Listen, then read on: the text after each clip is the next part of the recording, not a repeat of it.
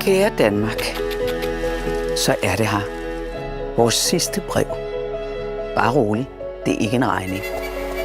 Og selvom det kan føles som en afslutning, er det heller ikke et farvelbrev.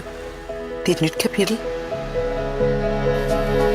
Gennem tiden har vi sendt breve med oplevelser, beskeder, håb, ønsker og kærlighed. Men sandheden er, at vi danskere ikke sender breve, som vi plejede. Det betyder ikke, at vi er blevet mindre omsorgsfulde eller kærlige over for hinanden. Vi viser det bare på nye måder. Forandring er ikke altid lige let. Især ikke efter 400 år. Men vi ved, at det er en forudsætning for at skabe fornyelse og glæde. Så lad os byde forandringen velkommen. Der er en stor chance for, at den giver os netop det, vi søger. Bare i ny indpakning.